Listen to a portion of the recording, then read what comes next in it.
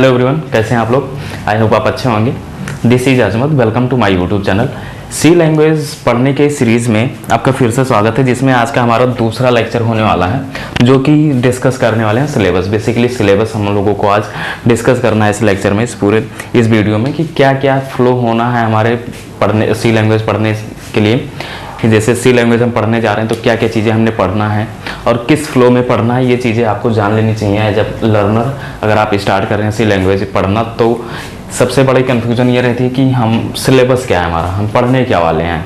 ठीक है, तो वही चीज़ आज हम इस वीडियो में डिस्कस करने वाले हैं कि आप मिलकर पढ़ने क्या वाले हैं। बेसिकली क्या पढ़ने वाले हैं सी लैंग्वेज में, क्या क्या टॉपिक्स हैं हमारे, और उन टॉपिक्स को, कौन से टॉपिक्स को पहले करना है, कौन से टॉपिक्स को बाद में करना है, किस फ्लो में चलना है, ये सारी चीज़ें हम डिस्कस करने वाले हैं। तो बेसिकली कहने का मतलब ये है कि हम इस सिलेबस को डिस्कस करने के बाद में हमारा ये नतीजा निकलने वाला है कि आपको पता चल जाएगा कि एक्चुअली हम किस फ्लो में जाने वाले हैं। फ्लो हमारा क्या होने वाला है सी लैंग्वेज पढ़ने के लिए, कि पहले क्या पढ़ेंगे, उसके बाद में क्या पढ़ेंगे, उसके बाद में क्या पढ़ेंगे और लास्ट में क्या पढ़ेंगे। इस तरीके से पहला टॉपिक कौन सा, जैसे यहाँ पे एक दूसरे से रिलेट कर रहे होते हैं। एक टॉपिक जैसे एक चैप्टर दूसरे से रिलेट कर रहा होता है, तो पहले हम कौन सा चैप्टर पढ़ें ताकि हमारे दूसरे चैप्टर में हेल्प आएगी। जैसे आप मैथ का ब्रांच ले लो आप, कि ये चैप्टर कर लो, इस चैप्टर से ये चैप्टर पहले कर लो, ये चैप्टर डिपेंड करता है दूसरे चैप्टर पे। ठीक है, तो इस तरीके से हमारा फ्लो कुछ इसी तरीके से होने वाला है कि हम क्या क्या चीज़ें हम पढ़ने वाले हैं, किस फ्लो में पढ़ने वाले हैं। देखिए यहाँ पे क्या होता है कि हम स्टार्ट करेंगे बेसिक से, एकदम से बेसिक से, और लास्ट में हम पहुँचते जाएंगे एज ए प्रोजेक्ट पे, बड़े एप्लीकेशन पे। तो बेसिक से स्टार्ट करने और बड़े एप्लीकेशन तक पहुंचने के लिए कौन कौन से प्रोसेस हैं, कौन कौन से चैप्टर पढ़ने पड़ते हैं, वही चीज़ है बेसिकली आज का डिस्कशन। तो शुरू करते हैं। देखिए यहाँ पे मैंने पहला जो हाईलाइट किया हुआ है वो बेसिक्स है आपका। हम जानते हैं कि हमारा जो एज अ प्रोग्रामर, हम जब कंप्यूटर फील्ड में आते हैं, कंप्यूटर साइंस के फील्ड में आते हैं, तो हम जब हमारे लिए जब प्रोग्रामिंग ऑप्शन आती है कि अब प्रोग्रामिंग पढ़नी है आपको, कोई प्रोग्रामिंग लैंग्वेज करनी है आपको, तो हमारा जो पहला स्टेप होता है ना, वो सी लैंग्वेज पे ही होता है। सी लैंग्वेज हमें पढ़ना पड़ता है। सबसे पहले हम सी लैंग्वेज से ही स्टार्ट करते हैं प्रोग्रामिंग करना। रीज़न उसका, क्योंकि ऐसा कहा जाता है जब हम लोग जब हिस्ट्री वगैरह इसका पढ़ेंगे तो उसमें आप देखेंगे ये सारे लैंग्वेज की मदर है। तो इसलिए हम क्या करते हैं, हमारी जो फर्स्ट स्टेज होती है, फर्स्ट पड़ाव होता है ना, स्टेप होता है प्रोग्रामिंग पढ़ने के लिए, प्रोग्रामिंग लैंग्वेज सीखने के लिए, जिसे हम कंप्यूटर लैंग्वेज भी बोलते हैं, तो हमारा होता है सी लैंग्वेज। सी लैंग्वेज से स्टार्ट किया, सी लैंग्वेज खत्म किया, उसके बाद में फिर हमारे पास बहुत सारे ऑप्शंस आ जाते हैं। लाइक आपने सी प्लस प्लस पढ़ना शुरू कर दिया, बहुत सारे लोग होंगे सी प्लस प्लस नहीं पढ़ेंगे, जावा पढ़ने लग जाएंगे, बहुत सारे लोग होंगे जो .NET में चले जाएंगे, है ना। लेकिन इन सब चीज़ों का निचोड़ जो है ना, हमने पढ़ना पड़ता है पहले सी लैंग्वेज। तो ये रहा आपकी सी लैंग्वेज की सिलेबस, जिसमें हम आज डिस्कस करने वाले हैं बेसिकली कि पढ़ने क्या वाले हैं। तो इसमें मैंने बेसिक्स बताया हुआ पहले स्टेज में, जो फर्स्ट टॉपिक मैंने लिखा हुआ है उसमें हम लोग बेसिक डिस्कस करने वाले। बेसिक्स में क्या आने वाला आपका, जैसे हिस्ट्री आने वाली है। फर्स्ट ऑफ ऑल हिस्ट्री भाई मतलब क्यों जानना जरूरी है। देखिए जब हम कोई सिलेबस या कोई सब्जेक्ट, रैंडम कोई सब्जेक्ट ले लो, उस सब्जेक्ट का बैकग्राउंड हमें पता होता है ना। उस सब्जेक्ट का बैकग्राउंड जब हमें पता होता है तो हमें क्या होता है कि हम उस सब्जेक्ट को लेके इंटरेस्ट आ जाता है हमारे अंदर कि यार हाँ ये पढ़ना है, और ये यहाँ से आया, इस तरह से इन्वेंट किया गया, इसे कौन लोग थे जिन्होंने इसे इन्वेंट किया, पर्पस क्या था, क्या सिचुएशन उस टाइम पे थी, जब मतलब कौन सी सिचुएशन ऐसी आई जिसकी वजह से ये चीज़ बनाई गई, क्या चीज़ वहाँ पे कमी लगी, उस कमी को फुलफिल करने के लिए ये चीज़ बनाई गई, कौन सी सिचुएशन आई होगी, है ना। कैसे आया होगा जो जिन्होंने ये सी लैंग्वेज या कोई भी सब्जेक्ट ले लो, क्या दिमाग में उनके चला होगा कि उन्होंने एक प्रोग्रामिंग लैंग्वेज इन्वेंट कर दिया, ये सब्जेक्ट इन्वेंट कर दिया, है ना। तो ये आ जाता है आपके हिस्ट्री में। ठीक है, फर्स्ट स्टेज आपका हिस्ट्री। फिर दूसरा आता है वाई सी। भाई हम क्यों पढ़ना चाह रहे हैं सी लैंग्वेज, सी ही क्यों पढ़ना चाह रहे हैं पहले, है ना। ये सारी चीज़ें आपकी इसमें आ जाएंगी, वाई। देन उसके बाद में यूजेस, यहाँ पे थर्ड पॉइंट में मैंने लिखा हुआ है यूजेस क्या है इसके, जिसमें हम लोग यूजेस देखने वाले हैं आपके सी लैंग्वेज के। भाई हमें पता होना चाहिए as a programmer, as a learner, है ना, कि हम सी लैंग्वेज स्टार्ट कर दिए पढ़ना, लेकिन उसका कुछ मतलब तो होना चाहिए, पर्पस तो होना चाहिए कि हम क्यों पढ़ रहे हैं, यूज कहाँ कहाँ है, क्या यूज है इसका, किस किस ब्रांचेस में किस किस जगह पे यूज हो रहा है, ये सारी चीज़ें आपको यूजेस में हम लोग देखेंगे यूजेस में क्या है इसका, है ना, कहाँ कहाँ यूज़ करते हैं, क्यों पढ़ रहे हैं, ये सारी चीज़ें आपको जानना भी ज़रूरी है और जान लेना चाहिए। स्टार्ट करने से पहले ये सारी चीज़ें आपके माइंड में क्लियर होना चाहिए कि हम यार जो हम करने जा रहे हैं उसका रिजल्ट क्या आने वाला है, जो हम पढ़ने जा रहे हैं बेसिकली जो हम सीखने जा रहे हैं उसका भी कुछ नतीजे पर पहुंचेंगे कि इस आईवे ही पढ़ रहे हैं। तो ये सारी चीज़ें हम देखने वाले हैं। फिर मैंने यहाँ लास्ट पॉइंट में बेसिक में लास्ट पॉइंट में लिखा which type of language, C language, मतलब सी लैंग्वेज जो हम पढ़ने जा रहे हैं किस तरह की लैंग्वेज है। मतलब क्या है, जैसे बहुत सारे लैंग्वेज आते हैं आपके, जैसे ऑब्जेक्ट ओरिएंटेड लैंग्वेज है, प्रोसीजरल ओरिएंटेड है, या फिर है ना, ये सारी चीज़ें हम किस तरह की लैंग्वेज है हमारी सी प्रोग्रामिंग लैंग्वेज, इस पे हम बात करेंगे। उसके बाद में यहाँ पे आते हैं सबसे most important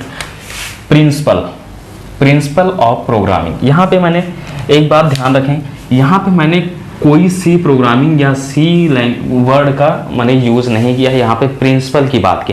principle of programming मतलब क्या है कि भाई प्रोग्रामिंग की प्रिंसिपल्स क्या हैं, डोमेन ऑफ प्रोग्रामिंग क्या है, क्या होता है आपका आर्टिफिशियल इंटेलिजेंट इसके अंदर आ जाता है आपका, वेब सॉफ्टवेयर क्या होते हैं, कैटेगरी कितने होते हैं किसी एप्लीकेशन किसी प्रोग्रामिंग लैंग्वेज के, आपका इसी के अंदर आ जाएगा आपका लो लेवल लैंग्वेज क्या है, हाई लेवल लैंग्वेज क्या है, और फिर आ जाएगा आपका इसी के अंदर असेंबली लेवल लैंग्वेज क्या है।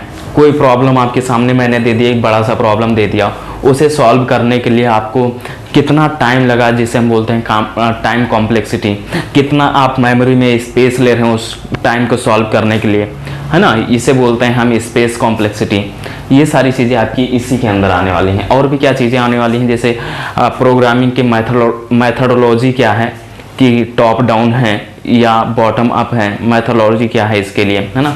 उसके बाद में हम कोई प्रोग्राम हमारे पास आया, कोई प्रॉब्लम ऐसी सिचुएशन आई जिसमें हमने क्या करना था, बड़े प्रॉब्लम को सॉल्व करना था। बड़े प्रॉब्लम को सॉल्व किस तरीके से, हमें यूजिंग प्रोग्रामिंग लैंग्वेज, जैसे मैंने सी लैंग्वेज ही ले लिया। सी लैंग्वेज में मैंने कहा एक बड़े से प्रॉब्लम्स लो, आप कोई ऐसी सिचुएशन क्रिएट करो और उस सिचुएशन को आप सॉल्व करेंगे यूजिंग सी लैंग्वेज। तो वहाँ पे आप 2-3 तरीके से यूज़ करते हैं, आपको वहाँ पे आपको ज़रूरत पड़ती है एल्गोरिदम की, वहाँ पे आपको ज़रूरत पड़ती है फ्लो चार्ट की, इन सब चीज़ों को कैसे यूज़ करेंगे, है ना।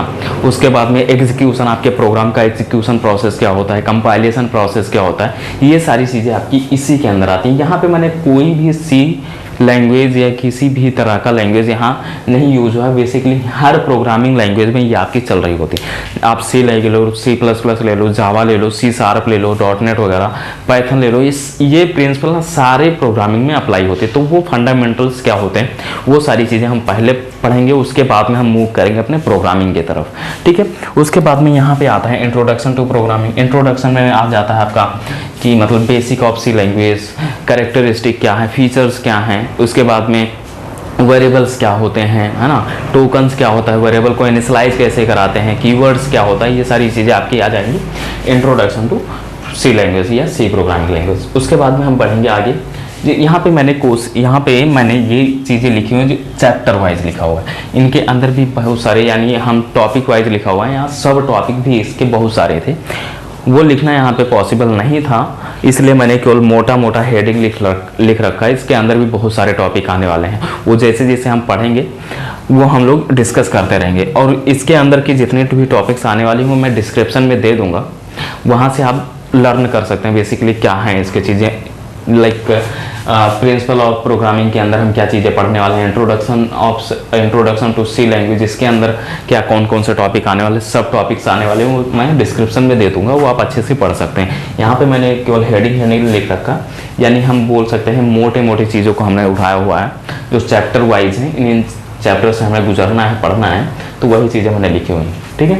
यहाँ पे चौथा चैप्टर जो आने वाला है, जो चौथा टॉपिक जो आने वाला है, 4th नंबर का टॉपिक हमारा आने वाला है, वो ऑपरेटर एंड एक्सप्रेशन। ऑपरेटर में आपका आ जाता है लॉजिकल ऑपरेटर क्या है, बिटवाइज ऑपरेटर क्या है, साइज ऑफ ऑपरेटर क्या है, ये सारी चीज़ें इसके अंदर आ जाएंगी, है ना। उसके बाद में फिर आता है हमारा डेटा टाइप क्या होते हैं, डेटा टाइप क्या होता है, इनपुट एंड आउटपुट ऑपरेटर्स क्या होते हैं, ये सारी चीज़ें हम देखने वाले हैं। फिर हमारा 6 नंबर का है control statement and decision making. Control statement and decision making ये सबसे इंपॉर्टेंट होता है आपके प्रोग्रामिंग लैंग्वेज के लिए। वो कोई भी लैंग्वेज हो, सी लैंग्वेज हो, C++ हो, जावा हो, .NET हो, पाइथन हो, रूबी हो, कोई भी लैंग्वेज हो, उसमें डिसीजन मेकिंग यानी आपका जो control statement and decision making वाला पार्ट होता है वो सब में होता है। ठीक है, इसके अंदर क्या आती हैं आपकी, मैं एक छोटा सा अगर एक्सप्लेन करना चाहूँ, लाइक इसके अंदर आता है if statement, if else statement, go to statement, switch statement, है ना। उसके बाद में आता है while loop, do while loop, for loop, ये सारी चीज़ें आपकी इसी के अंदर आ जाती हैं control statement and decision making के अंदर। उसके बाद में हम 7th नंबर पे पहुँचेंगे, एरे। देखिए हम शुरू कर रहे हैं बेसिक से और धीरे धीरे हमारी कॉम्प्लेक्सिटी बढ़ती जा रही। हमने छोटे से प्रोग्राम से शुरू किया, फिर छोटे से वर्ड से, एक लेटर से शुरू किया, उन लेटर को फिर वर्ड बनाया, उस वर्ड को हम एक, फिर आगे जाएंगे तो हम उसका एक स्ट्रक्चर बनाएंगे, उसके आगे जाएंगे तो हम फंक्शन बनाएंगे, उसके आगे जाएंगे तो हम पूरा एक क्लास बनाएंगे। इस तरीके से यानी हम एक वर्ड से यानी एक लेटर से शुरू होंगे और लास्ट तक जाएंगे, धीरे धीरे बढ़ते जाएंगे, कॉम्प्लेक्सिटी हमारी बढ़ती जाएगी। ठीक है, तो यहाँ पे जब हम एरे पहुँचेंगे, एरे और स्ट्रिंग पे पहुँचेंगे, तब तक हमारे पास क्या हो जाएगा, नंबर्स की नॉलेज हो जाएगी आपके पास अच्छे से। एक डिजिट पे, किसी पर्टिकुलर डिजिट पे काम करना आ जाएगा आपको। फिर हम जब एरे और स्ट्रिंग पहुंचेंगे तो उन नंबरों का कलेक्शन बनाने लग जाएंगे।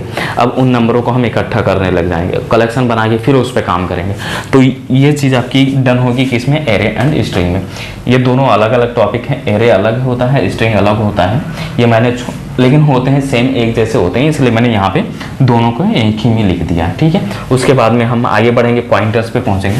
पॉइंटर सबसे इंपॉर्टेंट होता है आपके सी लैंग्वेज के लिए और C++ दोनों के लिए। हालांकि जावा में ये टॉपिक्स नहीं दिया होता है, लेकिन जब हम पढ़ते हैं C और C++ तो पॉइंटर सबसे इंपॉर्टेंट होता है। उसके बाद में यहाँ पे स्ट्रक्चर क्या होता है एंड यूनियन क्या होता है। जैसे मैंने बताया कि यहाँ तक जब हम एरे तक पहुँचेंगे तो यहाँ पे नंबरों को कलेक्ट कर रहे होंगे, डिजिट्स को, अल्फ़ाबेट को इकट्ठा कर रहे होंगे, है ना। जब इकट्ठा करने के बाद में अब हम क्या करेंगे, जो हमारे पास वर्ड बन के आया, जो सेंटेंस बन के आया, उन्हें ग्रुप करना सीखेंगे। वो डन होगा आपका स्ट्रक्चर एंड यूनियन से। ठीक है, ये दोनों अलग अलग टॉपिक है, स्ट्रक्चर अलग टॉपिक है, यूनियन अलग टॉपिक है, लेकिन सेम होते हैं, इसलिए मैंने फिर से इसे एक में लिख दिया है, एक ही लाइन में। स्ट्रक्चर अलग होता है, यूनियन अलग होता है, लेकिन इनके मैकेनिज्म, जो इंटरनली मैकेनिज्म होते हैं, वो सेम काम कर रहे होते हैं, यानी दिखते एक जैसे हैं लेकिन अलग अलग टॉपिक है। ठीक है, तो यहाँ पे मैंने इसलिए एक में लिख दिया। उसके बाद में फंक्शन बनाने लग जाएंगे, इसके बाद में हम फंक्शन टॉपिक पे पहुँचेंगे। अब यहाँ पे हम फिलॉसफी ऑफ फंक्शंस देखेंगे। फिलॉसफी मतलब हम फंक्शन के बारे में जानेंगे, क्यों ज़रूरत पड़ी, क्या चीज़ें हैं इसके पीछे, रीज़न क्या है। उसके बाद में प्रोटोटाइप क्या होता है, पैरामीटर्स कैसे पास करते हैं, डिक्लेयर कैसे करते हैं, कॉलिंग पार्ट कैसे होती है, ये सारी चीज़ें हम फंक्शन को देखेंगे। उसके बाद में स्टोरेज क्लासेस क्या होती हैं। देन हमारा सबसे मोस्ट इम्पॉर्टेंट आपका क्या होता है, प्री प्रोसेसर। प्री प्रोसेसर को देखेंगे। प्री प्रोसेसर में माइक्रो कैसे बनाएंगे, माइक्रो में कंप्यूटेशन कैसे करेंगे, है ना, ये सारी चीज़ें हम प्री प्रोसेसर में देखने वाले हैं। उसके बाद में डायनामिक मेमोरी एलोकेशन हम करने वाले हैं। डायनामिक मेमोरी एलोकेशन मतलब अगर मैं छोटा सा अगर आपको एक्सप्लेन करना चाहूँ तो कुछ इस तरीके से इसे बोल सकते हैं कि ऐसा समझ लीजिए कि हमें चलते हुए प्रोग्राम में हमें मेमोरी की ज़रूरत पड़ गई और हमने मेमोरी अपने हार्ड ड्राइव से या फिर मेन मेमोरी से हमने क्या किया, कैच किया यानी रिट्रीव किया, तो उसे बोलते हैं डायनेमिक मेमोरी एलोकेशन। चलते हुए प्रोग्राम में मेमोरी एलोकेट करना। ठीक है, तो ये चीज़ हम देखेंगे। इसके अंदर बहुत सारे फंक्शंस आते हैं, जैसे आपका ये चीज़ जो डन होने वाला है, जैसे मैंने बोला चलते चलते प्रोग्राम में मेमोरी एलोकेट करना, वो चीज़ डन होगी आपकी 3 फंक्शन के थ्रू, माइलॉक, काइलॉक एंड री अलोक, और इन्हें फ्री भी करना पड़ता है, उसके लिए आपके पास फ्री फंक्शन होता है। ये सारी चीज़ें हम अच्छे से देखने वाले हैं जब यहाँ पे पहुँचेंगे। ठीक है, डायनेमिक मेमोरी एलोकेशन। उसके बाद में लास्ट में फिर हम 14 नंबर पर पहुँचेंगे, फाइल मैनेजमेंट। फाइल मैनेजमेंट क्या होता है, जैसे हमारी कोई ऐसी फाइल है जो हमारी हार्ड ड्राइव पे पड़ी हुई है। ठीक है, हम उस हार्ड ड्राइव वाले फाइल को हमें ओपन करना है। हम अपने प्रोग्रामिंग लैंग्वेज की बात करें, सी प्रोग्रामिंग पे ओपन करना है, उसमें कुछ चेंजेस करने हैं, मॉडिफिकेशन करना है, फिर उसे वापस से वहीं पे सेव कर देना है, जिसे हम बोलते हैं फाइल मैनेजमेंट। ठीक है, जिसे आप ऐसा बोल सकते हैं कि हम डेटाबेस पे काम कर रहे हैं। डेटाबेस का नाम सुना होगा कि हमारे पास बहुत बड़ी क्या है, कैपेसिटी है, स्टोरेज है, वहाँ से हमें डेटा रिट्रीव करना है, उस पर काम करना है, वापस वहीं पे सेव कर देना है। तो यहाँ पे सेम हियर जब हम प्रोग्रामिंग लैंग्वेज की बात करते हैं तो यहाँ पे हमारे पास अगर छोटे लेवल की बात करें तो यहाँ पे हमारे पास जो हार्ड ड्राइव है आपकी कंप्यूटर की या लैपटॉप की, वो क्या है आपकी एज अ डेटाबेस है। आप डेटाबेस है जहाँ पे आपके सारे डेटा स्पेस, जो सारे डेटा हैं आपके सेव हैं।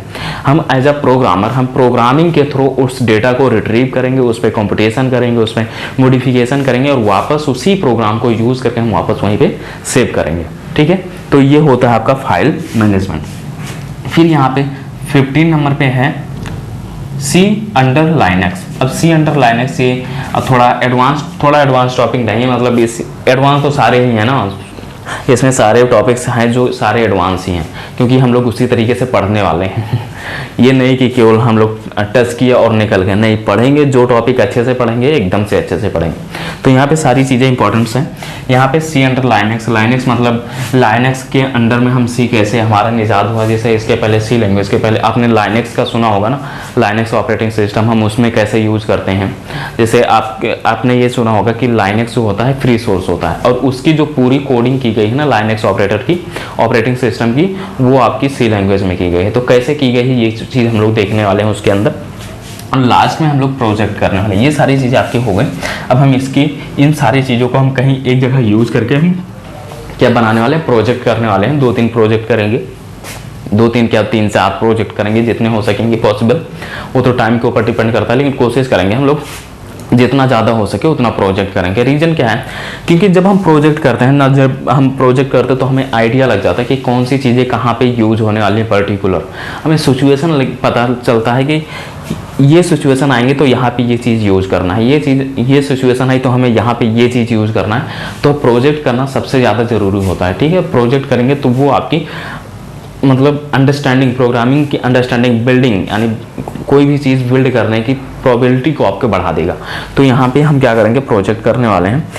उसके बाद में प्रोजेक्ट ख़त्म करने के बाद में ये हमारी सी लैंग्वेज आपकी ख़त्म हो जाएगी। ठीक है, तो ये रहा सिलेबस आपका जो हम पढ़ने वाले हैं। अगर कहीं इसमें तो कोई डाउट्स होने वाली बात है नहीं, क्योंकि हम लोगों ने कुछ ज़्यादा डिस्कस किया नहीं है, केवल सिलेबस डिस्कस किया है। तो ये ऐसे ही रहेगी हमारी स्ट्रैटेजी जो पढ़ने वाली है, जो हम आगे बढ़ने वाले हैं। ठीक है, तो बस आज के लिए इतना ही, मिलते हैं नेक्स्ट वीडियो में। तब तक के लिए आप अपना ध्यान रखें। और अगर ये सीरीज़ आपको वीडियो सीरीज़ पसंद आ रही हो, आपको लग रहा हो कुछ नया सीख रहे हैं, कुछ अच्छा सीख रहे हैं, तो आपको पता है क्या करना है, सब्सक्राइब करना है चैनल को, लाइक करना है और दोस्तों में भी शेयर करना है। ठीक है, तब तक के लिए आप अपना ध्यान रखें। Thank you.